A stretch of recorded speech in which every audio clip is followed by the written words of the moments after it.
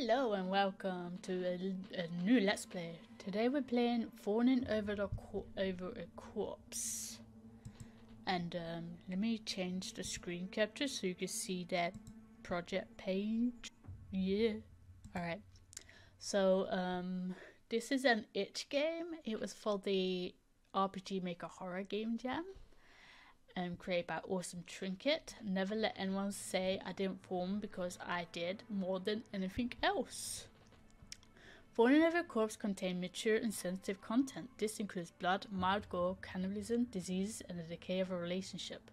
There are no depictions of homophobia within the game. Okay, Dana and Fawn are a perfectly average couple. They rent an apartment together. They're going to get married when the time is right, and there's absolutely nothing wrong with Fawn. Dana knows that their dearest fiancé is perfectly fine as long as she ignores Fawn's ever-growing, all-consuming hunger. But averting her gaze is starting to become more and more difficult by the moment. Made for the 18th RPG Maker horror game, Fawning Over a Corpse is a short horror visual novel about a strange disease that overcomes a young woman's fiancé. Okay, here's the features. 4 heart-pounding endings. I'm probably only going to do one. Watch the story of an ill-fated couple unfurl in over 11,000 words. Beautiful visuals combining 2 art styles in the best way possible. Unlock over 11 full-screen illustrations drawn by a sugar-coated moth. I have no idea who these people are. A dynamic title screen that showcases art from both developers. And an immense sound design that begs for headphones. While live stream or otherwise recording Let's Play of Fawning, please be sure to showcase the credits within the game. Okay, I'll try to do that. Okay, so let's begin, shall we? Alright. So here's the credits. You got writing by Awesome Trinket, Sugarcoat Mouth, programming by Awesome Trinket, character design Dana by Awesome Trinket, Fawn by Sugar-Coated Moth. Concept and design, Awesome Trinket. So Awesome Trinket did most of the game. Full screen illustrations by Sugarcoat Moth. Sound effects Pizza Bay. Eric Mathias. Music by Pizza Bay. Horror by Alex Productions. Music promoted from Freestock. Creative Commons. And plugins Visage Stellar. Fangsoft. Mog Hunter. Fossil. Super Random Dude. Music. Mushroom Cake 28 Gal, Fallen Angel Olivia, Casper Gaming Ignis. We hope you enjoyed Fawning Over a Corpse. Yay! So let's begin. Let's begin the game. I don't know if the game audio is working because it's not hearing, I think. Oh wait, now it is. Okay. Let me just turn it up a little bit. Hope I've got dual audio on, but who cares? Alright, let's begin the game. Okay. That sounded scary. Fawn doesn't get up for midnight snacks. Once she goes to bed, she doesn't awaken until her alarm starts yelling. I'm the one who's the insomniac. Okay, let me save. Ooh, you have autosave. Home invasion. Okay, you don't have to repeat. That's why I knew something was wrong when I found her kneeling in front of the fridge that night. Why is there no background? Why is there no background? Let me just reload, because it might be just a bug. No? No background? Fridge that night. Huh. Oh god. If it's what I think it is. Okay, now there's backgrounds. I look up and away from my monitor at the sound of the fridge being opened. Shuffling footsteps are dull in my ears, muffled by the closed door. Ooh, scary. I don't stop to question how stupid I look as I lean over and grab the metal bat resting against my bed, pulling up my socks to hide my footsteps as I creep to the door and crack it open. Scary. Do not be a burglar. Do not be a burglar. Do not be a burglar. No sign of movement. My next instinct is to check on Fawn. If she is woken up by now, I can barricade myself in her bedroom with her as we wait for the cops to come. 2 women against an unknown apartment burglar don't stand a chance. Even I'm smart enough to know that. I wish I didn't drop out of these martial art classes. It's a stupid fleeting thought, yes, but one that has crossed my mind many times before. Being this weak and useless has always been a sore point for me, and there's no better time to face this insecurity than while staring down the potential of a goddamn home invader in our apartment. Now, with myself completely out of my room, I lean over and all but lunge over to Fawn's bedroom, slipping in through the door and gripping my phone in my other hand. You're lucky you don't have 2 left feet. Alright, all that's left is to tell her what's going on. I glance over the bed, but it's empty. Dun dun dun! Fawn! Oh my god, where is she? Why isn't she in bed? She should be here. A quick inspection of her bed reveals to me that the mattress is still warm and the edges of her blue comforter turns inwards. That can only mean she's out there. Go to the kitchen? No, I'm not going to sit by and do nothing. Not this time. No more playing around. If I'm dying, I'm going to die protecting my fiancé. Stealing my nerves is the easy part. Gripping my back so tight my knuckles start to lose colour. I pull the door open and start to sprint out with wavering confidence.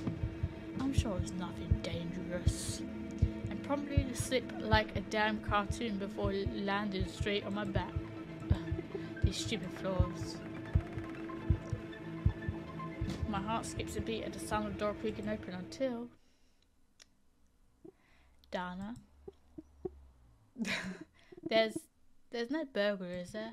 No, silly. I was just getting a snack. Silly. The face of my fiancée fills my gaze as she leans down to help me up. Giving the top of my head a gentle pat, waves of embarrassment crash through me from the roots of my hair all the way to my ankles. Whoops. I'm glad that you were this ready to run out and fight someone for all me. Though really, I don't know why, but I find myself wrapping her in tight hug. Chin resting on top of Fawn's head, I bite back the urge to cry. Aww. Scared that shit out of me. I thought someone broke in. I'm sorry for scaring you, Dad. I didn't mean to. I was just hungry was all. It's fine, really. It wasn't your fault. But as the night settled in and we both assured one another everything is fine, some inkling of a thought begins to nag at my brain. Try as I might, the thought just wouldn't go away. Leaning my forehead against my hand, the glow of my computer screen is the only thing that illuminates my eyes as the question runs through my brain 1,000 times a second. Why was she up?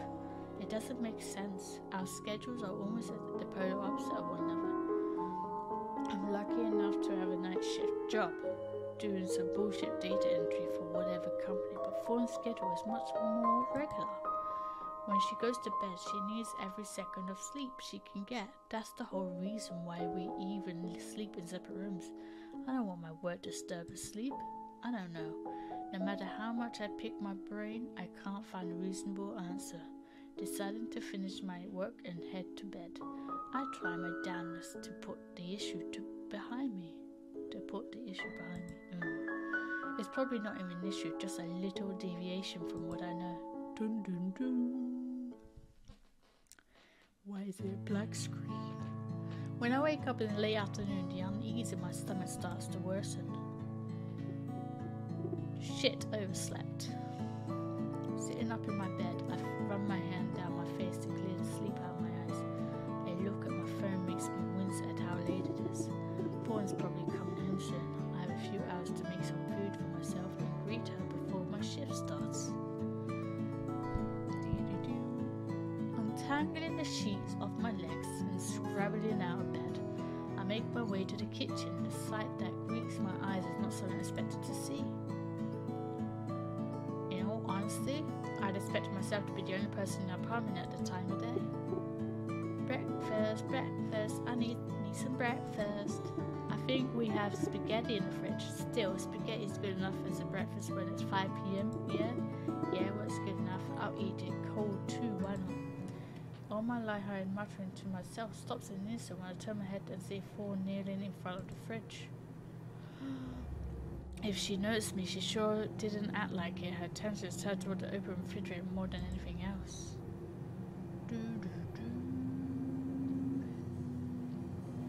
quick glance at the floor reveals to me she'd been sitting there for a while now. Containers of leftovers, all with various amounts of food in them.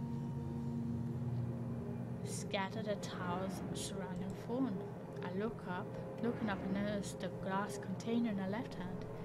It used to be where we stored the extra spaghetti I made a few days ago.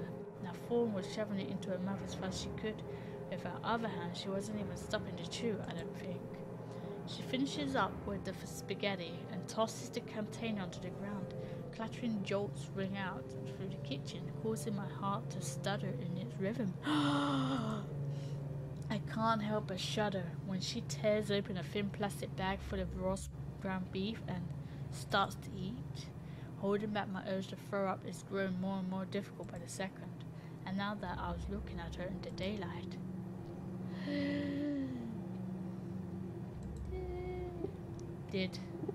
When did Fawn lose weight? I don't remember her being this thin. It's hard to even look at her like this, devouring raw meat of all things. Announce presence. It's probably for the best to let her know I'm there. I shouldn't startle her. Leaning over, I place a hand rather roughly on the nearby counter and step forward onto the old floorboard that creaks whenever there's weight on it. To my surprise, it seems to actually snap her out of it as she gasps and looks up away from the raw meat.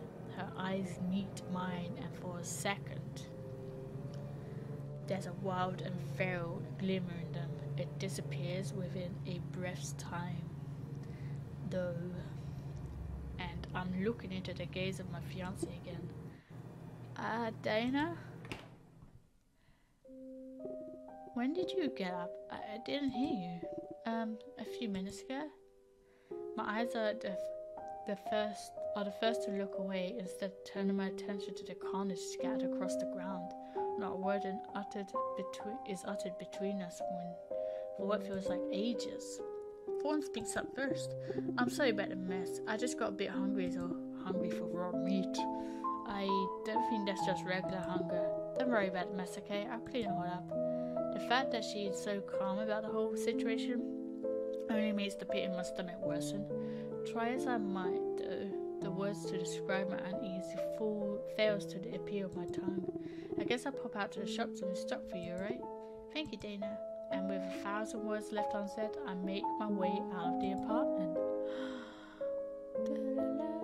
I had really, truly, sincerely tried to delude myself into believing my own lies. But they were only dreams, and deep down I knew that too. I'd held on to these wishes as tightly as I did, because grappling the truth would have sent me free falling down the already crumbling edge of stability. Caleb. Hey. The truth that Fawn, my rock, my love, my dearest, was wasting away before my very eyes. I did everything I could, I really did. I tried so hard to bring Fawn back from the dark place he's been going down at frightening speed. No one could say I didn't give it my all, but she kept saying everything was fine, that she was okay, that I shouldn't worry about her. As the weeks passed, she kept eating and eating and everything she could, drooling listlessly as she did. Even still, she kept losing weight. I still stayed with her though, stayed as long as I could, trying to get her to seek help. Even then, I couldn't just let her starve, so despite everything, I bought her more and more food to eat. Anything so my love wouldn't be in such hunger and thirst, but it wasn't enough. This reminds me of a TV show I watched once where the mom, I think, ate human meat. Not human meat. She was like a zombie, but wasn't a dead zombie. Fawn, I'm home. Struggling to hold the multiple plastic bags of food I bought from the convenience store down the corner, I pushed the door closed with my foot and stepped through. It's quieter than I expected. I left the house with Fawn while Fawn was on the phone ordering a pizza. Delivery specifically. She'd been doing that a lot. When we didn't have any more food in the house, she started ordering takeout.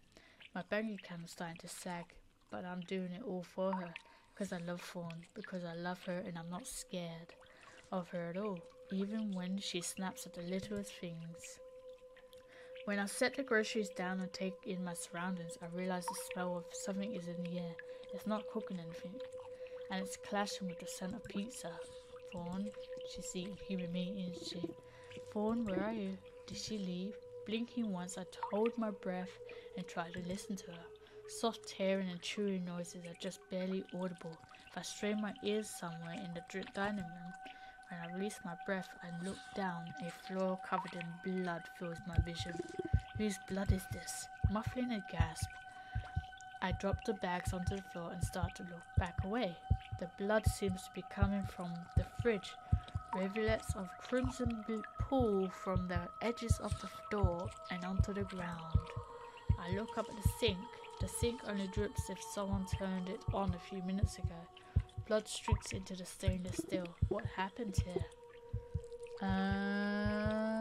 Look in the dining room. Now, why am I nervous? It's just Fawning as well. I'm going to talk to her. Of course, she would have a reasonable explanation for this.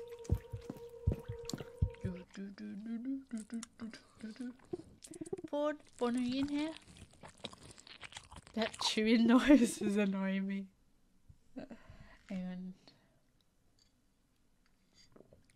And welcome home, Dana. Hi. The dining table is covered in food scraps dangling from Fawn's hand. It's a slice of half-eaten pizza, but I have a feeling the splatters of red on the hardwood isn't tomato sauce. There's no glimmer. Oh, I love that picture. It's very cute. With a deer with flowers in its head.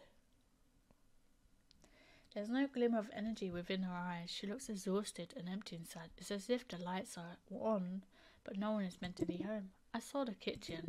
What happened, Fawn? I only did what I had to do. If I hadn't, he would have hurt me, or worse. It was self-defense. I don't want to hurt anyone. Did you kill someone? Fawn, what are you saying? Did you kill someone? That's a strong word. All I did was protect myself, nothing more. These characters do have very skinny necks. Ice runs through my blood, even through the dead summer heat. This isn't. I don't understand what she's actually saying, am I? She doesn't mean she actually killed someone. Please don't worry about the mess. I don't want to burden you with the cleanup. I'll take care of it after eat, okay? Yeah, sure. Is that really what she thinks I'm worried about? The mess? Which one's Dana? I don't remember. You think I'm a bad person for this, don't you? I open my mouth to say that I don't, and that I never would. Some part of me, terrified of the unavoidable truth, brings me to say what I'm really thinking. Fawn, I don't know what to think. That's the problem. I'm worried about you. I've been telling you, you don't need to. Fawn, you killed someone. His blood is all over the kitchen. Dun dun dun. She's crying, no! Oh my god. Her grip on the food drops to the floor as she stares at her bloody, greasy hands. They're trembling. I really killed someone. But I had to. If I hadn't, he would have... Oh my god. Pains of sorrow crack through my heart.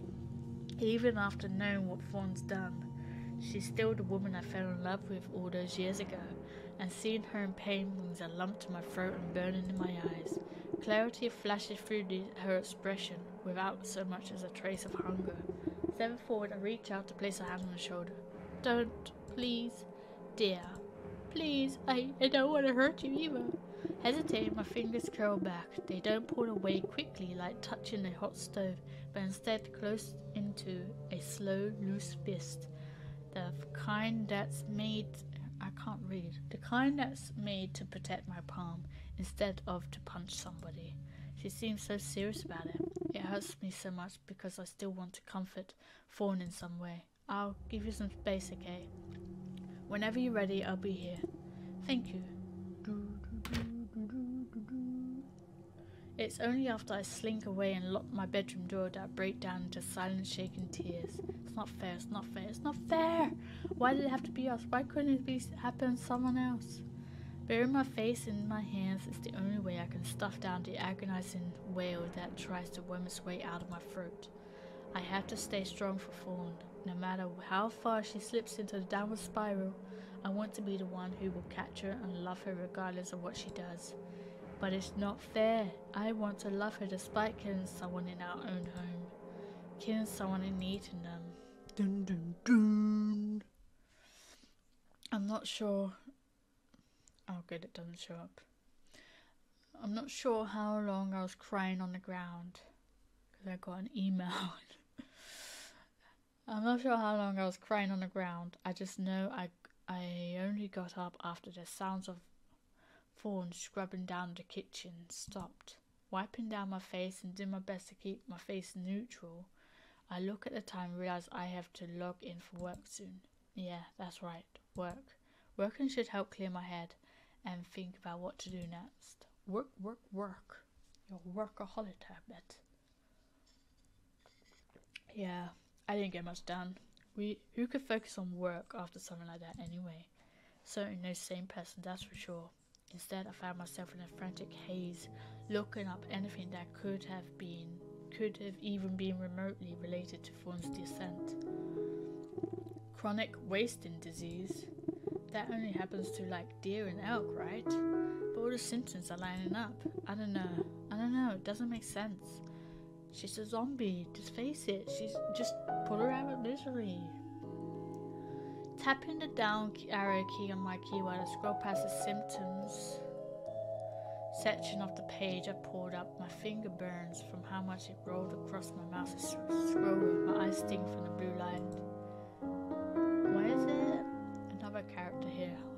Emboldened in black text is one simple phrase. No cases of chronic wasting disease have ever been reported in humans. Shit. Either I'm completely off the mark or my fiancé is breaking new medical ground without even knowing it. Why did it have to be Fawn for people? Why couldn't it be anyone else?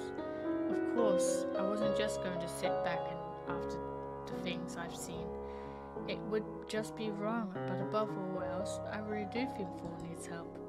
I just wanted to get as much information as I could before I ran and got her help. Even if I was afraid of her, I wanted to know what she was suffering from. Blinking hard to clear my eyes, I click away from the page and start to scroll again. It's 3 in the morning now, and my mind is spiraling down the brink of horrors to monologue. Sometimes I feel I could almost see her just standing there with me, so faint, oh, okay, and probably a trick of delight, but it leaves me with a prickly feeling in my chest. A low guttural groan of pure exhaustion rumbles from my chest. I plump my head on my desk. I don't want to get up, but eventually I find myself sitting up again and leaning over to grab an old camcorder. I'd always been a sucker for old technology, even if I knew that my phone could make much better video. The path to the video in question is something I executed 100 times over.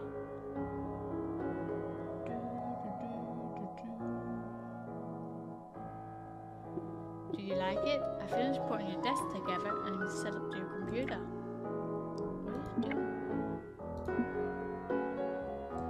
Why is it? Recall your old memories. No. Why is it loading? What? Yeah.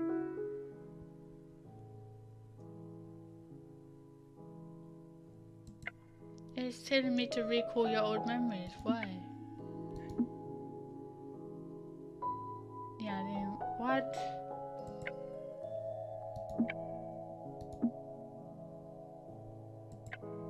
It's not doing it. What? It's broken. I'm gonna have to report this, but yeah, I think that's all I can play because it keeps crashing on this part. Keeps telling me to recall your old memories. It's telling me to load a save, but I don't know why. Oh yeah, I'm gonna stop it here. Hope you enjoyed. I know it's not a very long video, but that's all I could play. So yeah, see you later. Bye.